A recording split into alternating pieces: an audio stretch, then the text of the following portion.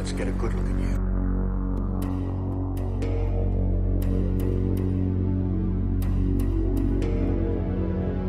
Hold it. Run that back. Wait a minute. Go right. There, preset. Full screen. Good morning, everyone. Our group's topic is value-sensitive design. A lot of people might not know what value-sensitive design is.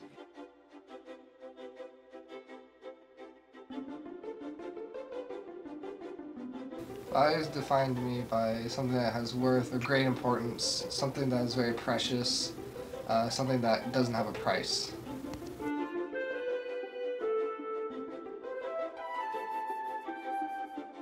Sensitive as in like sore, as in like potentially vulnerable, you know? So there's people who are like sensitive and emotionally like vulnerable, weak, or you have a sensitive part, which can be painful. I don't know.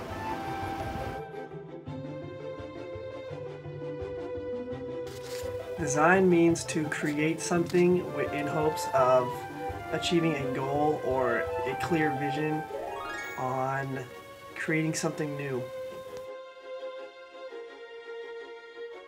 On the official website of value-sensitive design, it is explained as the following. Value-sensitive design seeks to provide theory and method to account for human values in a principled and systematic manner throughout the design process. We broke down the three main aspects of value-sensitive design. A value is defined according to value-sensitive design as what a person or group of people consider important in life. Common human values that are emphasized by value-sensitive design are human welfare, privacy, trust, informed consent, identity, and calmness. Breaking down the other aspects of value-sensitive design, sensitive is defined as taking human values into account. Design is defined as the creation of a plan that will give rise to an artifact. So how did value-sensitive design come around?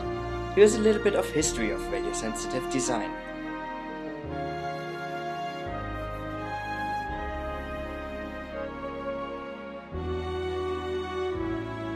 The founder and probably most important person behind value-sensitive design is Batya Friedman. She was the pioneer of value-sensitive design in the late 1990s and early 2000s and works now at the University of Washington at the iSchool. She studied at UC Berkeley and received the ACM Sitkay Social Impact Prize in 2012.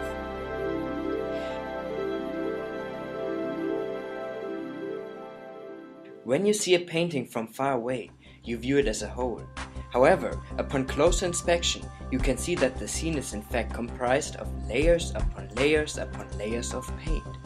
Each dab of paint was applied in a unique way in response to what came before it. The process is iterated many times until finally a work of art comes into existence, one that could not have been created by a single technique alone. This process is analogous to the value-sensitive design methodology. Multiple iterations of conceptual, empirical, and technical investigations are performed, and from them emerges an artifact. We will now explore individually the three parts of the method. We will first take a look at conceptual investigations, which focus on the philosophical analysis of the issues at hand. One key part of conceptual investigations is identifying the stakeholders, those who are affected by the information artifact. There are two types, direct stakeholders and indirect stakeholders. Direct stakeholders are in contact with the technology. They are the people who use it directly. Indirect stakeholders may not be first-hand users of the technology. Their lives may still be affected in some way though. This piece of the tripartite method also addresses the question of how different types of values should be prioritized. For example, should greater weight be assigned to moral values, such as privacy, or to non-moral values, such as aesthetic preferences? Conceptual investigation serves as a rubric for analyzing questions such as this one. The next type of investigation in value-sensitive design's unique tripartite methodology focuses on observation.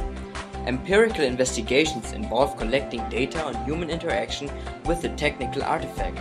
Many methods used in the social sciences can be applied here, both qualitative and quantitative. A few examples include written observations, interviews, and surveys. An observable and measurable human behavior can be analyzed with empirical investigations.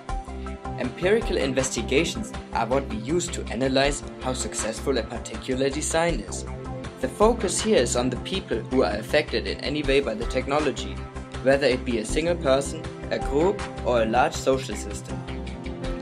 The third component of value-sensitive design's tripartite method is technical investigations. There are two parts to this. First of all, it entails examining currently existing technologies to see how they promote or hinder certain human values. The second aspect of technological investigation involves the design of new technologies that support the values of the stakeholders. Value-sensitive design takes on the mindset that a given technology is more suitable for certain activities and more readily supports certain values by rendering other activities and values more difficult to realize. Imagine you are about to take a new class at UW. The professor requires a specific textbook and you have found it for the cheapest on Amazon.com and you end up buying it. Even if you don't know it, Amazon is tracking much of the user information that you are entering and storing them in things known as cookies. Now, according to Amazon.com itself, it classifies cookies as unique identifiers that we transfer to your device to enable our systems to recognize your device and to provide features such as one-click purchasing, recommended for you, personalized advertisements, and other websites, and storage of items in your shopping cart between visits. Informing individuals about cookies is an example of informed consent. Thanks for watching and we hope you enjoyed our presentation. Vielen Dank fürs Zuschauen. Wir hoffen, dass euch unsere Präsentation gefallen hat.